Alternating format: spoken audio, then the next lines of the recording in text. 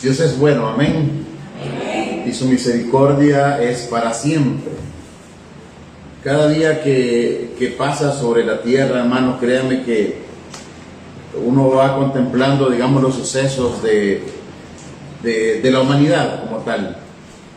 Y si algo salta a la vista es que la humanidad cada día se prepara menos. En otras palabras, como si lo que estuviese escrito en la Biblia hubiese sido dada para otro planeta y no para este. Sobre todo porque en este planeta las cosas que se suceden y se van a seguir sucediendo fueron escritas para estos tiempos. ¿Verdad? Nada está más claro en la Biblia que todos estos sucesos han sido escritos para esta generación. Pero lamentablemente la humanidad poco a poco ha venido como desechando todo lo que la Biblia dijo que iba a suceder. Pero nosotros que estamos aquí, y si estamos aquí no es porque crean en mí como ser humano, sino que estamos aquí confiando en que Dios nos va a hablar primeramente a mí y luego a todos nosotros a través de su palabra. Entonces es lógico que uno tenga siempre un poco de nostalgia, de tristeza al ver a la humanidad cómo desecha el conocimiento de Dios. Mas sin embargo, esa tristeza no significa que vamos a dejar de hacer lo que a nosotros nos compete. Y lo que a nosotros nos concierne es seguir alabando el nombre del Señor. La palabra nos dice claramente que nuestra redención, nuestro rescate de esta tierra cada vez está más cerca. Puede ser que la vida no nos alcance para ver todo eso, o puede ser que sí, no lo sabemos. Pero de lo que sí estamos seguros, como decía el apóstol Pablo, es que ni la muerte, ni la vida, ni lo alto, ni lo profundo, ni ángeles, ni principados podrán apartar del amor en Cristo, que es el Señor nuestro. Amén.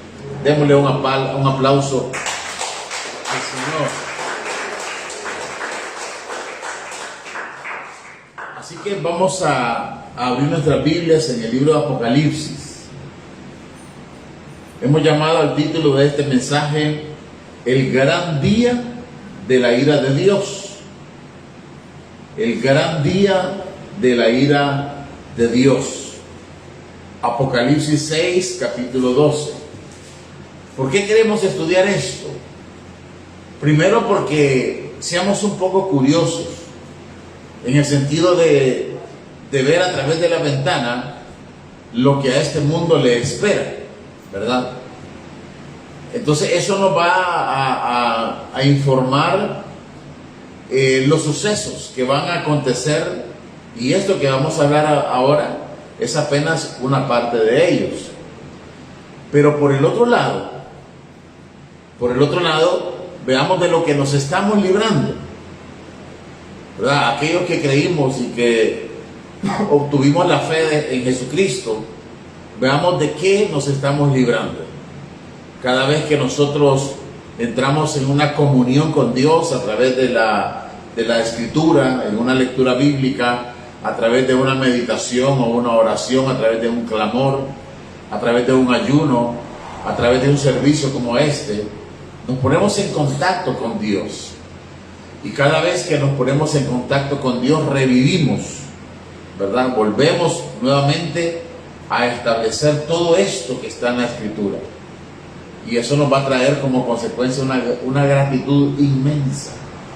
Cuando sepamos, y sobre todo cuando veamos que todas estas cosas están sucediendo, eso va a acarrear una gratitud inmensa hacia Dios. Y decirle, gracias Señor, porque de lo que tú me libraste era algo espantoso. Entonces, Apocalipsis 6, versículo 12. Dice, ponámonos en pie para darle reverencia a la palabra. Leo en la versión Nueva Biblia Latinoamericana. Dice la palabra del Señor, honrando al Padre, al Hijo y al Espíritu Santo. Verso 12. Y vi cuando el Cordero abrió el sexto sello, y hubo un gran terremoto, y el sol se puso negro como cilicio hecho de cerda, y toda la luna se volvió como sangre, y las estrellas del cielo cayeron a la tierra, como la higuera deja caer sus higos verdes al ser sacudida por un fuerte viento. El cielo desapareció como un pergamino que se enrolla, y todo monte e isla fueron removidos de su lugar. Los reyes de la tierra y los grandes, los comandantes, los ricos, los poderosos, y todo siervo y todo libre, se escondieron en las cuevas y entre las peñas de los montes. Y decían a los montes y a las peñas: caed sobre nosotros y escóndanos de la presencia de aquel que está sentado en el trono y de la ira del Cordero, porque ha llegado el gran día de la ira de ellos, y ¿quién podrá sostenerse? Padre, bendice tu palabra, Señor, en esta preciosa mañana. Permite que nuestros corazones puedan absorberla completamente y que se mantengan siempre en nuestro interior, que sean escritos con letras de fuego en nuestra alma para que nunca la olvidemos. Gracias, Señor, en el nombre de Jesús. Amén y amén. Tratemos de mantenernos como fieles a la Escritura para que podamos recoger todo el contenido y el significado de lo que aquí nos están hablando. Claro, a estas alturas ya han abierto 5 sellos, este es el sexto. No nos hemos detenido a los sellos anteriores, ¿verdad? Porque este me interesa en sobremanera, porque abre un nuevo episodio. Dice la palabra que cuando el Cordero es Cristo Jesús, eso está 3 capítulos atrás, donde aparece la adoración universal de ángeles y seres de la más alta categoría que alaban al Cordero de Dios. Ese Cordero de Dios se le es dado la autoridad. El apóstol Juan dice que cuando él estaba ahí y oraba mucho, dice, cuando veía que el que estaba sentado en el trono extendió un libro, ¿verdad? O más bien era un rollo, y ese rollo tenía 7 sellos. Pero lo más impactante de esto es que esos sellos, los sellos que estaban puestos sobre el rollo, dice que se comenzó a buscar en el cielo y en la tierra alguien que fuese digno de abrirlos, y no fue hallado. De tal manera que Juan comenzó a llorar, porque él entendía en el espíritu que el abrir esos sellos era extremadamente importante. Hasta que un ángel le dice: ya no llores, Juan, porque he aquí el Cordero inmolado ha sido hallado digno de abrir los sellos. En otras palabras, ahí no hubo pastor, no hubo ser humano, no hubo ángel, no hubo un querubín o serafín que fuese encontrado digno de acercarse al que está sentado en el trono a aperturar los sellos, hasta que el Señor Jesucristo fue presentado y él dijo: este es el Cordero de Dios. Así que en este momento vemos cuando el Cordero está abriendo el 6º sello, y dice: y se produjo un gran terremoto. Hermanos, cuando leemos la Biblia, muchas veces creemos que un gran terremoto quizás es de lo que estamos habituados. Terremotos de escala 6, 7, 8, no sé. Pero esto no es así. Este es un terremoto de la más alta categoría, porque la palabra gran es el griego mega, ¿verdad? De donde se salen todo lo que es megalómano, mega cosas, ¿verdad? Y tiene que ver con una connotación de grande, extraño, enorme, algo que nunca se ha experimentado. Es decir, cuando esto suceda, esa misma palabra mega tiene una connotación de gran temor. Usted ha visto a la gente cuando está dentro de los centros comerciales o dentro de los edificios y ocurre un temblor de tierra, lo primero que acontece es la carrera, ¿no es cierto? Porque el miedo invade, el miedo, el temor a que algo le pueda caer encima. Pero cuando acontezca el megaterremoto profetizado en la Biblia, no va a ser el terremoto del cual habla Mateo 24, por ejemplo, que ahí dice que habrán terremotos y habrán plagas y etcétera. Esos son terremotos normales, terremotos que pueden ser categorizados dentro de las categorías, ¿verdad?, que el hombre tiene.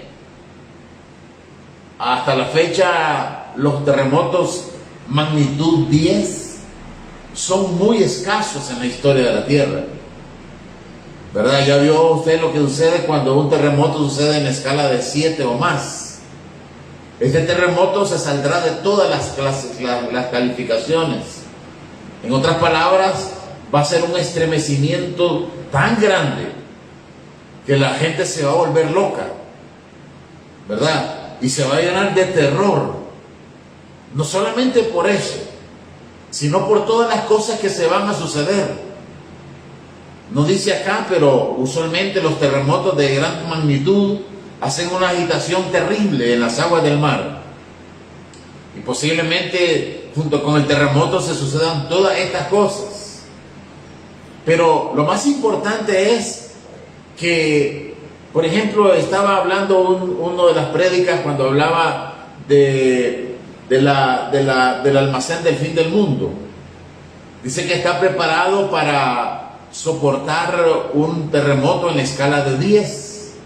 Los grandes edificios que ahora se están construyendo se han, preparado para terremotos de esa escala. Pero es que este terremoto va a ser sobrenatural. No va a poder ser posible clasificarlo.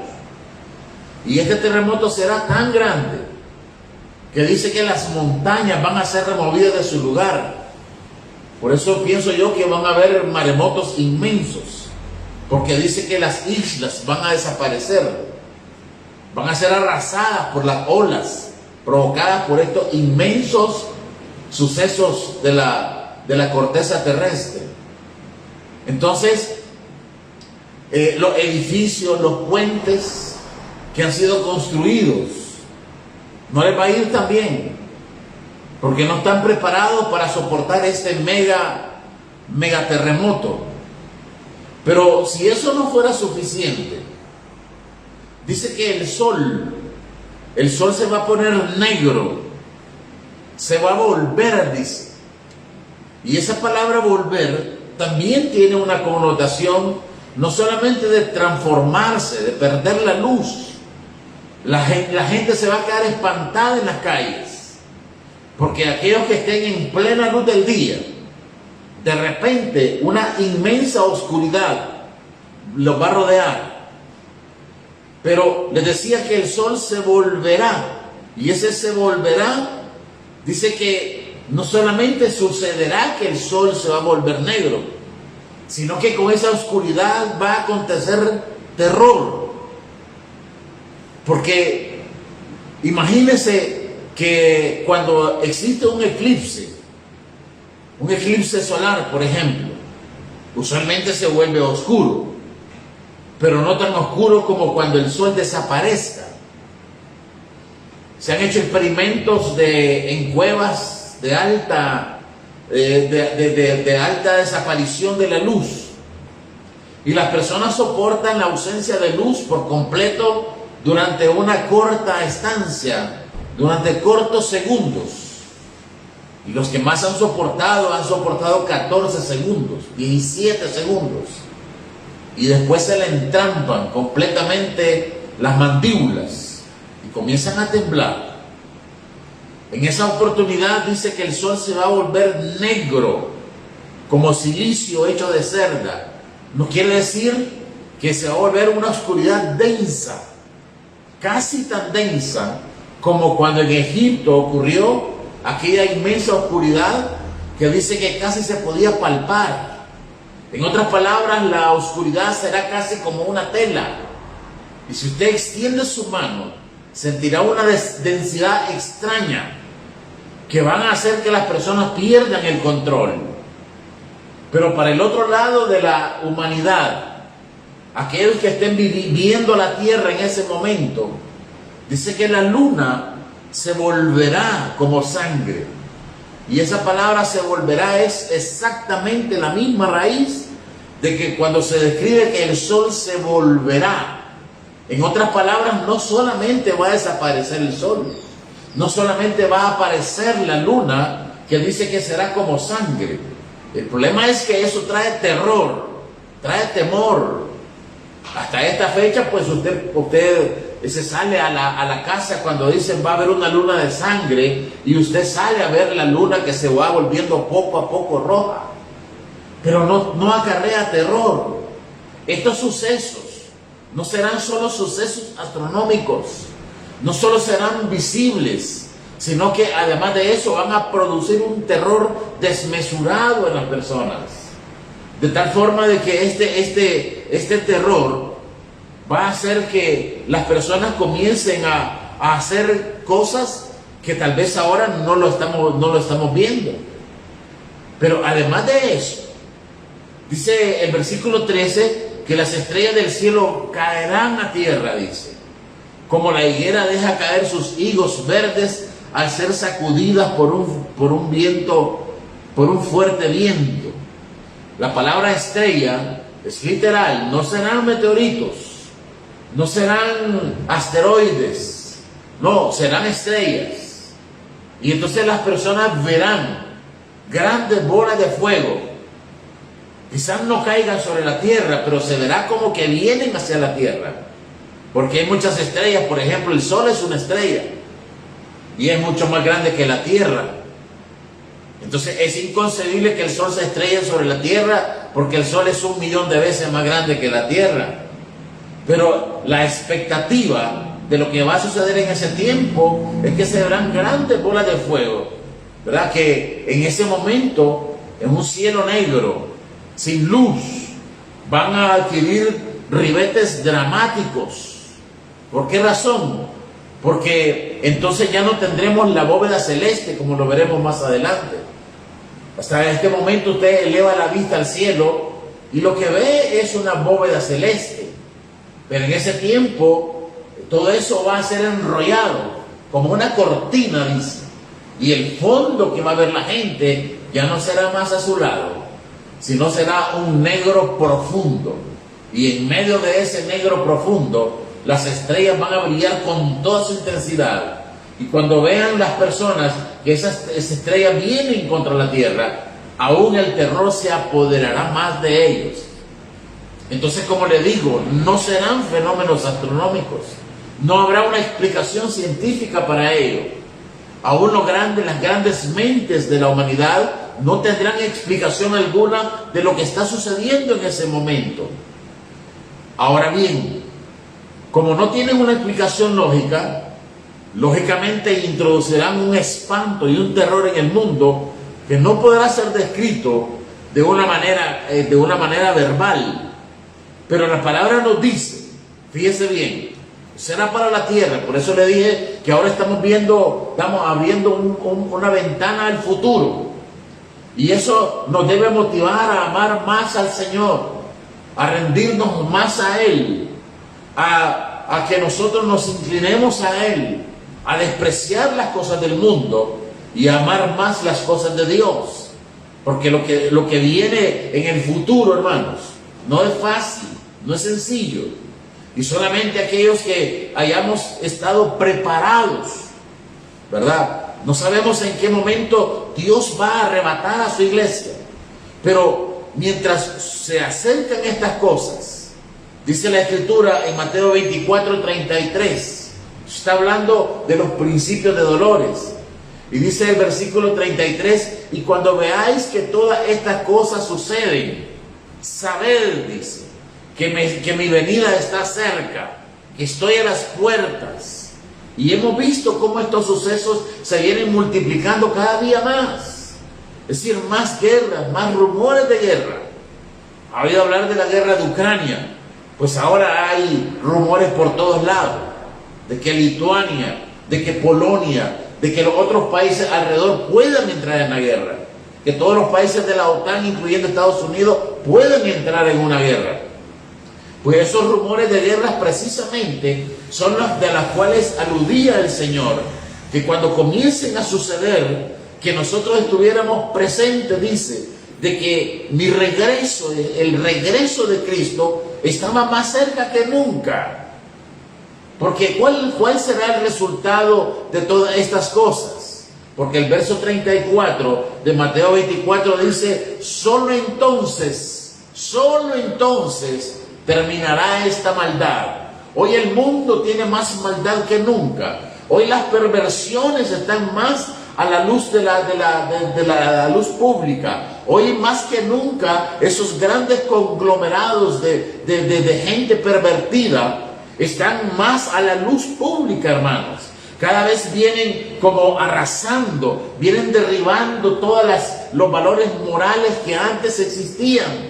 Ahora mismo los países, los gobernantes, las personas encargadas de promulgar leyes en la asamblea de los diferentes países, cada uno de ellos está siendo derribado, pero a pasos agigantados.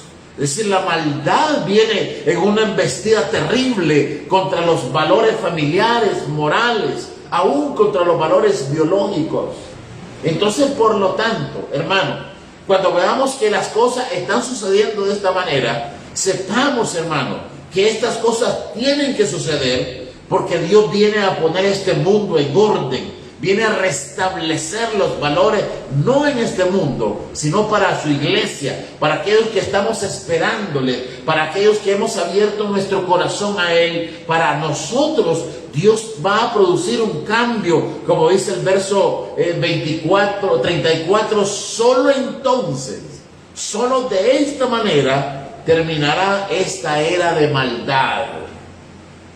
Precisamente esta era es la era, quizás, la era malvada más pronunciada en toda la historia de la humanidad. Nunca como antes, nunca como hoy, la cantidad de abortos, de asesinatos de niños ha sido tan pronunciada y tan sangrienta como lo que estamos viendo el día de hoy, hermano. Hoy en día el asesinato así es descarado completamente. El desmembramiento y el destrozo de niños en el vientre de sus madres hoy en día está más que pronunciándose cada día y cada vez peor, hermano mío. Entonces por eso la palabra habla de que Él tiene que venir a terminar esta era de maldad. La maldad está a las puertas, pero Cristo Jesús también está a las puertas, hermano. Entonces, estas conmociones son de las cuales la Biblia nos está hablando.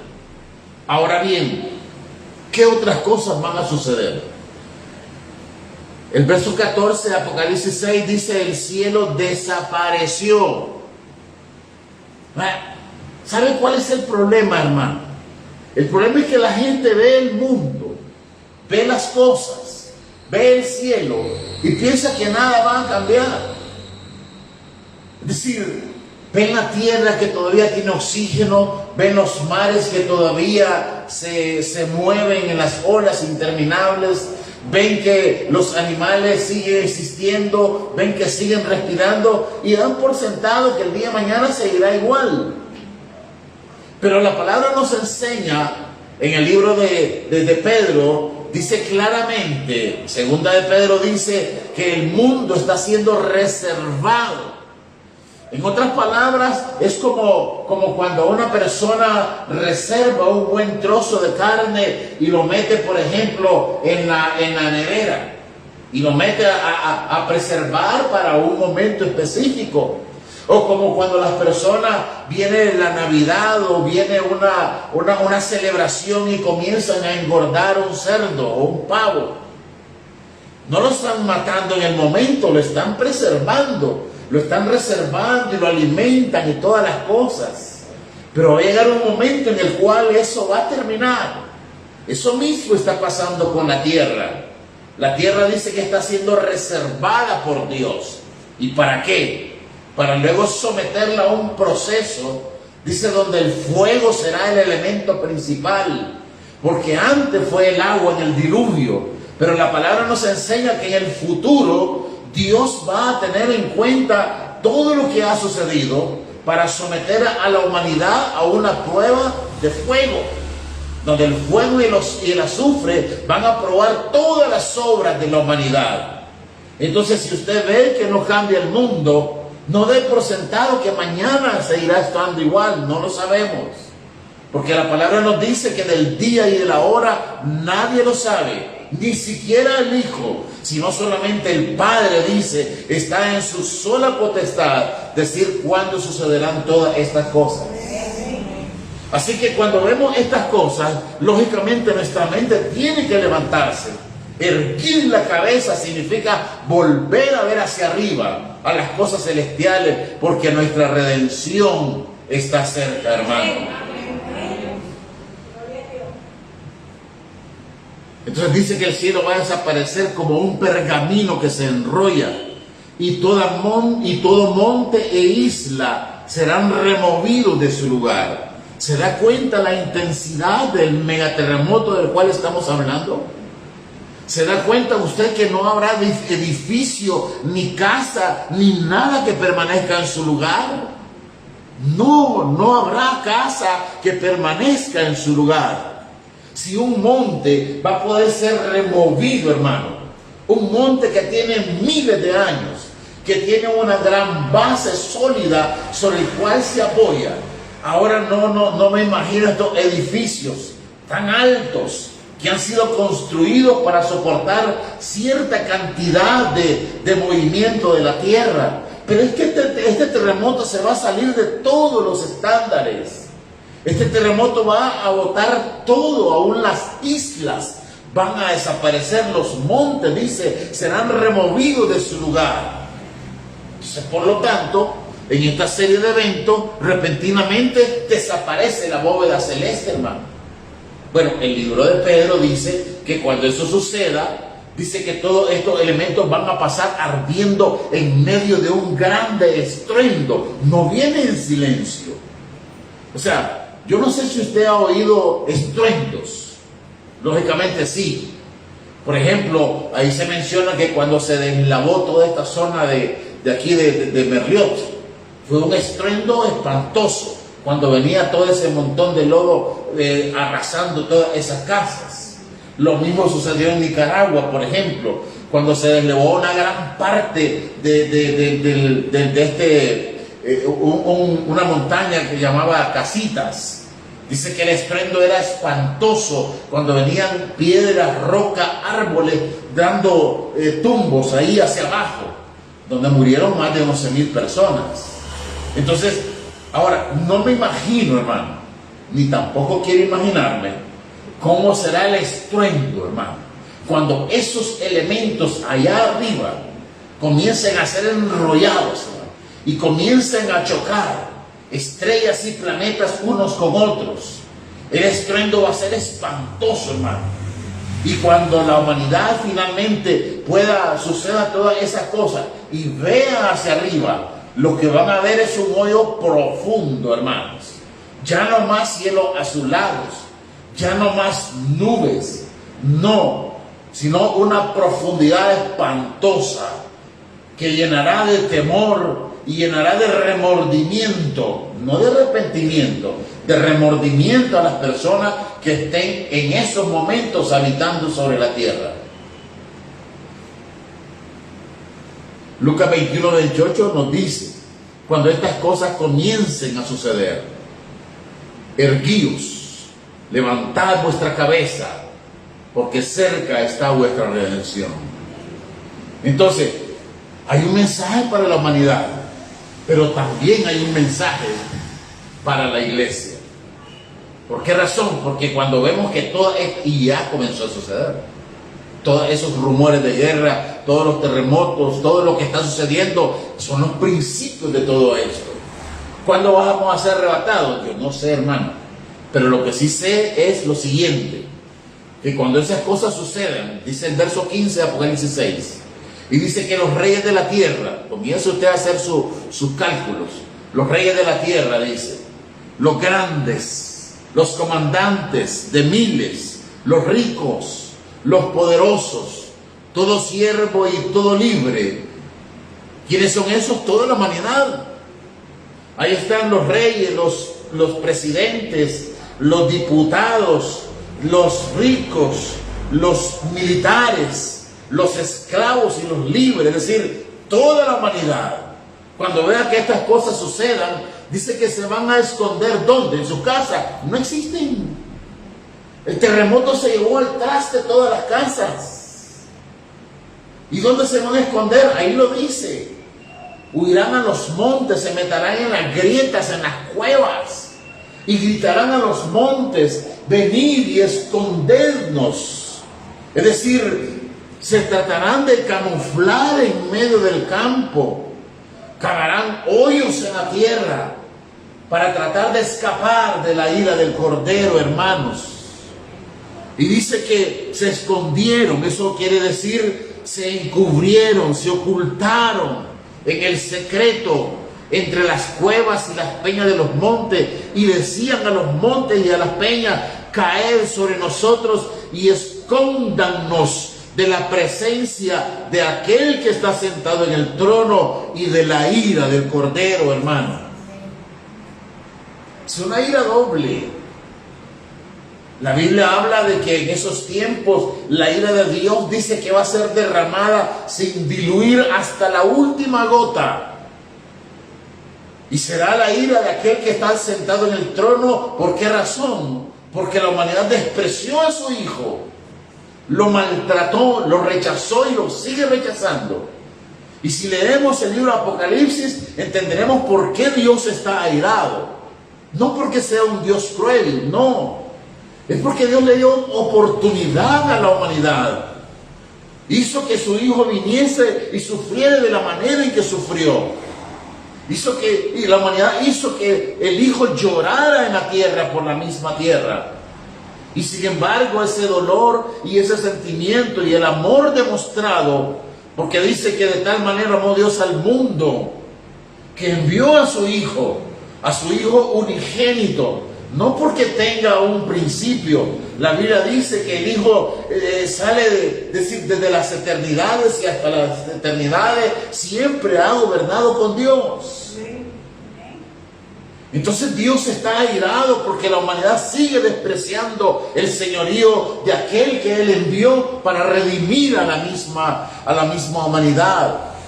Entonces por esa razón la ira de Dios está más que justificada. Y no solamente Él está airado, hermano, también la ira, dice que la ira incluye al Señor, porque a Él se le ha dado la autoridad de juzgar a la tierra. Es Cristo Jesús, el juez ahora. Antes vino como redentor, pero ahora viene como un juez y viene con ira. Porque el tiempo de la justificación, el tiempo del perdón, el tiempo de la salvación ha terminado. Ya no más.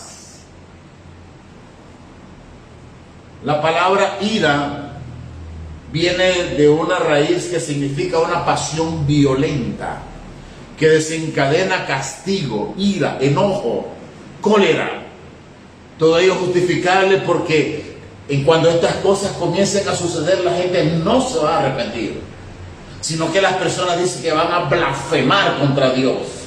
Verán las cosas sucediendo, verán los sucesos aconteciendo, y en cambio de que este temor lleve a un arrepentimiento, ellos van a blasfemar contra Dios.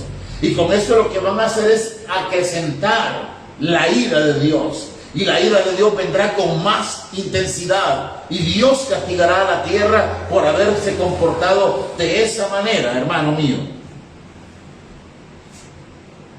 Eso ha sucedido en todo tiempo. Ahora, el verso 17 de Apocalipsis 6 dice: porque ha llegado el gran día, el día anunciado por Zacarías, por Joel, por Oseas, por Ageo, por todos los grandes profetas de la historia bíblica. Anunciaron que vendría un día donde Dios iba a derramar su ira. Ellos lo dijeron claro. Para que la gente no lo leyó, no lo creyó, lo despreció, ese no es problema de Dios. Ese es problema de la humanidad, que prefiere muchas veces cualquier cosa de entretenimiento antes que la palabra de Dios. Hay más gente fuera de las iglesias que dentro de ellas. ¿Es ese el problema de Dios? No. El problema es de cada persona. Por lo menos aquí en El Salvador yo no creo que haya una sola persona que no haya escuchado el Evangelio de Cristo. No lo creo. Ahora bien, este gran día de la ira de ellos, ¿qué significa para nosotros? Ahí claramente aparece ahí el gran día de la ira de ellos. ¿Quiénes son ellos? El que está sentado en el trono y el Cordero de Dios. Doble ira. ¿Pero qué significa para nosotros? La palabra dice en 1 de Tesalonicenses capítulo 5 y verso 9 que nosotros, dice, no hemos sido puestos para ira. En otras palabras, esa ira no nos alcanzará a nosotros. La iglesia está libre de participar de la ira, porque nosotros no hemos sido puestos para ello. Y eso debe traernos a nosotros alegría, regocijo, hermano, alabanzas a Dios por la manera en que ha dispuesto todas las cosas. Es decir, vendrá un día de la ira, amén, gloria a Dios. Pero yo no participaré de eso, sino que yo voy a participar de otras cosas. Participaré de la benevolencia, de la clemencia, participaré del matrimonio de Cristo con su iglesia, participaré de las bodas del Cordero con su iglesia, participaré de las cosas celestiales, pero no de la ira, hermano. Y ese es el objeto de este mensaje: estimularle, insistirle, no se rinda, hermano, siga adelante. Siga caminando, aunque la situación parezca dura, aunque usted tenga que pasar por lágrimas, por tormentos, no sé, pero siga adelante, porque el Señor está vivo, está en su trono y está preparando para derramar no solamente la ira sobre la tierra, sino principalmente mostrarle a usted las delicias del reino de Dios. Dice claramente la Biblia: ¿y quién podrá sostenerse? La respuesta es nadie, hermano. La respuesta es nadie. Supongamos que ese terremoto sea de magnitud 20. Pues por decir un número. Pero si con un temblorcito, yo aseguro que si ahorita ocurre un temblor de 5, todo el mundo sale en febrero. O tal vez no, pues. Pero imagínense un temblor o un terremoto grado 10. Mire, si sucediera un terremoto grado 10, usted no me gana a mí. Yo llego primero a la calle que usted. Ya no digamos un mega terremoto, hermanos. Entonces, cuando sucedan estas cosas, y ya no estaremos en la tierra, nosotros veremos hacia abajo, porque dice que vamos a ver las cosas. Nuestra reunión con Cristo es en el cielo, y Cristo va a hacer toda esta limpieza. ¿Sabe por qué? Porque vendrá a reinar 1000 años sobre la tierra. Y nosotros vendremos con Él. Y cuando vengamos con Él, veremos toda la devastación. ¿Y eso qué va a hacer? Va a motivar que usted alabe a Dios. Y le diga: Gracias, papá, porque no pasé por todos estos elementos. No pasé por estas devastaciones. Y ¿sabe a quién también le va a dar gracias? A aquel que lo trajo a la iglesia, a aquel que lo invitó, hermano. Porque esa fue la llave que Dios usó. Y esa invitación lo tiene hoy aquí. Esa invitación es lo que a usted le trae gozo, aunque a veces no lo consideremos. Ese hijo que le dijo a la mamá, vamos a la iglesia. La mamá algún día le dirá, gracias, hijo. O la mamá que le dijo a los hijos, levántense, vamos para la iglesia, le dirá, gracias. Gracias. ¿Y usted qué dirá? Lo que dice esa alabanza que está sonando ahí. Dice, te adoraré. Te adoraré. Dele gracias a Dios. Póngase en pie un momento.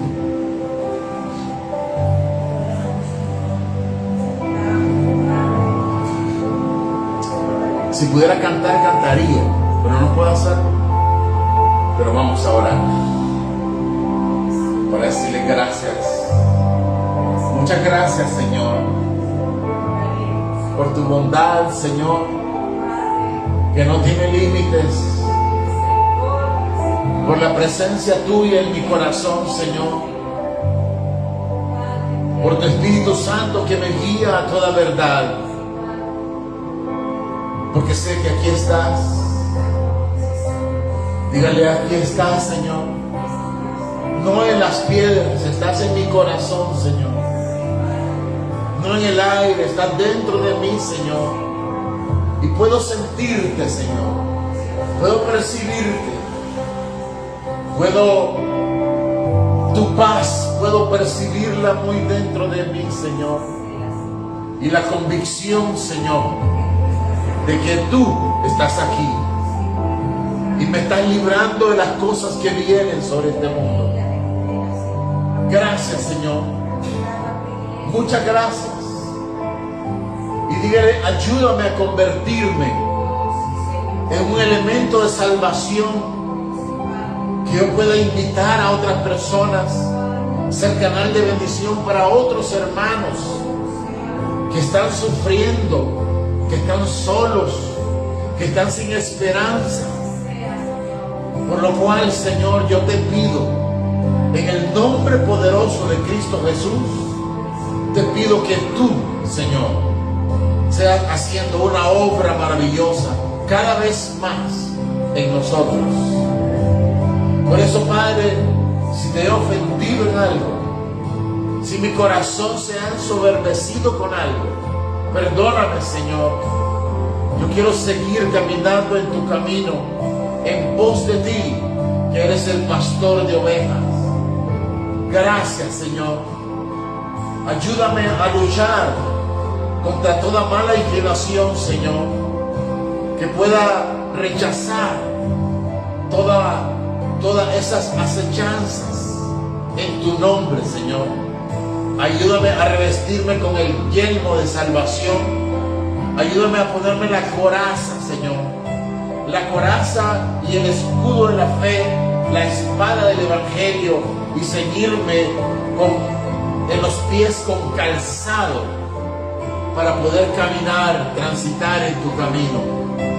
Gracias, Señor. Te ruego pues que en esta mañana tú seas actuando en nuestras vidas como suele ser tu costumbre, llenándonos de tu Espíritu Santo. Llénanos, Señor, y bendícenos a como suele ser tu costumbre. Dígale gracias, Señor, en el nombre poderoso de Cristo Jesús. Señor y Dios nuestro, a ti sea la gloria y la honra por siempre y para siempre. Amén, Señor, y amén, Dios mío.